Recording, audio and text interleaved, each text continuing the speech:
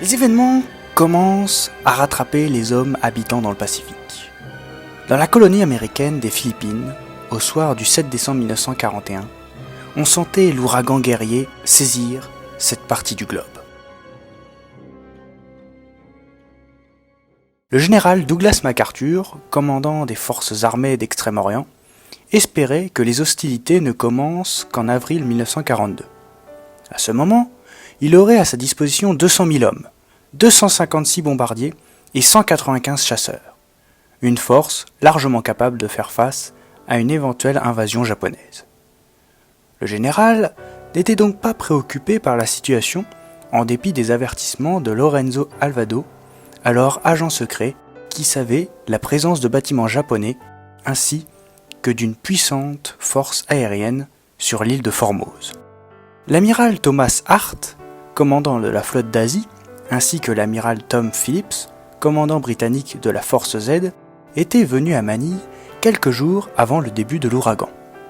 Dans une réunion au sommet pour faire part à MacArthur de leurs préoccupations. Le général reconnut la gravité de la situation, mais se contenta de les rassurer en disant que son armée serait prête l'année prochaine. Malheureusement pour les forces anglo-saxonnes du Pacifique, le calendrier allait jouer contre eux. Le Japon était à la veille de se lancer à la conquête de leur espace de coprospérité. Le grand plan japonais prévoyait que le premier coup serait porté à la base de Pearl Harbor.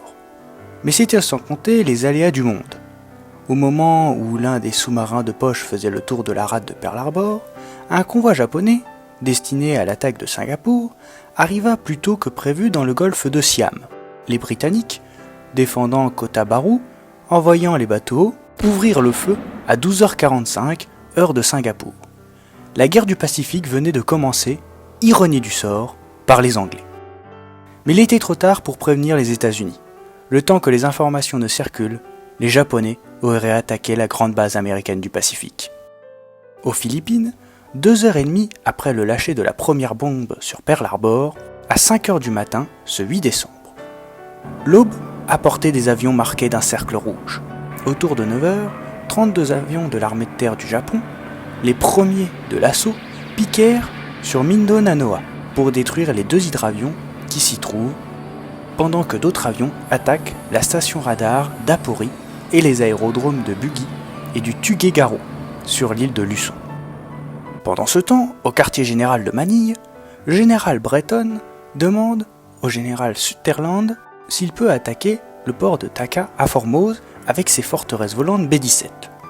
Sutherland lui conseille de se tenir prêt, mais il ne peut pas décoller sans approbation de MacArthur.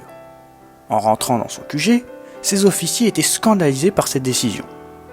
Ce qu'ils n'avaient pas saisi, c'est que les Philippines, fût-ce une possession des États-Unis, étaient sur la voie de l'indépendance, et disposaient donc d'un gouvernement qui espérait que le Japon ne les épargne dans leur conquête. MacArthur n'avait pas eu connaissance des 2 premiers raids sur son archipel. En ces circonstances, le général s'en tenait aux ordres. Si le conflit est inévitable, les États-Unis souhaitent que le Japon ouvre les hostilités. À Formose, les officiers japonais de la 11e flottille aérienne étaient tout aussi dégoûtés que les pilotes américains de Breton. Les avions de la marine auraient dû décoller à l'aube, mais le brouillard entourait le terrain d'aviation, ce qui empêchait les avions de prendre l'air. Les appareils de l'armée de terre avaient eu plus de chance, le brouillard s'était levé plus tôt, ce qui leur permit de bombarder Apori. À 9h du matin, la radio commençait à répandre la nouvelle de l'attaque de Pearl Harbor. Mais les oreilles attentives ne pouvaient croire à un tel bobard. Pourtant, au QG de Nilsson, les informations affluaient. On parlait de bâtiments de guerre repérés au nord de Luçon, d'hydravions japonais au-dessus des archipels au nord de l'île. Des bombardiers inconnus furent repérés, se dirigeant vers le golfe Lingayen. Les B-17 de Clarksfield prirent alors l'air pour éviter d'être détruits au sol, et 18 chasseurs P-40 firent de même pour intercepter la formation. À 9h25, le QG apprit enfin que Baguio et Tuguegarao avaient été attaqués. Le général Breton appela de nouveau Sutherland pour lancer le B-17 dans la bataille, mais on lui refusa. Seul fut autorisé un vol de reconnaissance sur Formose pour prévoir une attaque dans la soirée. Au même moment, à Formose justement, le brouillard s'était levé, et les 196 appareils attendaient le signal de départ quand une sirène annonça l'approche d'avions américains. Tous les avions prirent l'air en un temps record. 106 avions étaient destinés à l'attaque du terrain d'Iba et 90 pour le terrain de Clarksfield. En réalité, les soi-disant américains étaient les bombardiers japonais revenant de Buggy et de Tugegaro. La force d'attaque japonaise pouvait ainsi poursuivre sa route vers ses objectifs. Au bord de la mer de Chine se trouvait l'aérodrome d'Iba, la seconde base de chasseurs des Philippines, équipée de 18 P-40 et d'un radar. Les pilotes des chasseurs commençaient à être fatigués de chasser les fantômes sur l'écran radar depuis le début de la matinée. À 11h27, l'écran s'anima de nouveau, l'information fut transmise et les avions se dirigèrent vers la mer de Chine pendant que 18 autres chasseurs partirent pour faire une patrouille au-dessus de la baie de Manille. À 12h10, après une première alerte, tous les chasseurs de Luçon étaient en l'air, sauf ceux de Clarksfield.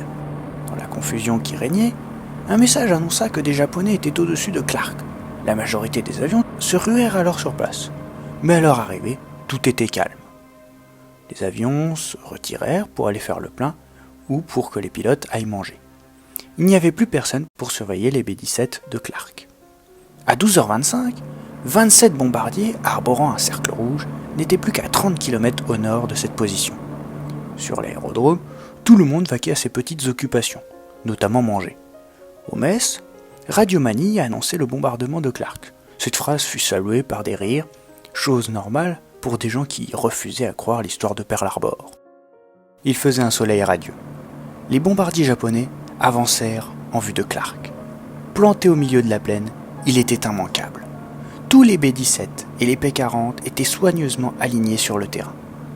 10 heures après l'attaque de Pearl Harbor, le gros des forces aériennes du Pacifique offrait une cible parfaite aux Japonais. Les servantes de DCA mangeaient et crurent voir des avions américains. C'est alors que les premières bombes tombèrent sur le terrain. Il était 12h35. Au milieu des explosions, les pilotes couraient vers leurs appareils pendant que les autres partirent se cacher dans les tranchées récemment creusées. Au milieu de cet enfer, 3 P-40 eurent le temps de prendre l'air. Les bombardiers japonais formaient un grand V, suivi de plus petits, et concentrèrent leurs bombes sur les bâtiments et les hangars. Les servants de la DCA étaient presque euphoriques. Pour la première fois, ils tiraient sur de vraies cibles, mais il manquait encore sérieusement de précision. Brusquement, le bombardement s'arrêta. Ne sortait du silence que le gémissement des blessés au milieu du crépitement des incendies. À 20 000 pieds au-dessus de l'aérodrome, les 3 P-40 du lieutenant Moore faisaient de la voltige face à 9-0. 3 assaillants furent abattus, mais leur nombre était bien trop important. Des vieux P-35 venant de Carmen tentèrent d'aider, mais les pilotes japonais les surclassaient complètement et ils furent presque tous abattus. À 12h44, arriva les 52 bombardiers japonais chargés de détruire l'aérodrome d'Iba. Au même moment, les 6 chasseurs qui patrouillaient au-dessus de Manille revenaient sur l'aérodrome. Alors que les premiers avions américains atterrissaient, l'aérodrome se transforma en une fournaise. Entre Iba et Clark, 12 avions américains étaient en route pour affronter les Japonais qui bombardaient l'aérodrome. C'est alors que les chasseurs entendirent à la radio la détresse des hommes d'Iba. 6 avions virèrent de bord, mais les 6 autres continuèrent leur route vers Clarksfield, où les 0 commençaient leur attaque. Dans ce combat de nouveau inégal, 3 avions furent abattus par les Japonais. Les pilotes américains étaient surpris par la vélocité des avions nippons et la capacité des pilotes. Sur l'aérodrome d'Iba, en quelques minutes, le terrain fut complètement détruit. La piste n'était plus qu'une succession de trous. Les P-40 brûlaient, les opérateurs radars étaient morts, tout comme les hommes de la tour de contrôle. La situation était sensiblement la même à Clarksfield.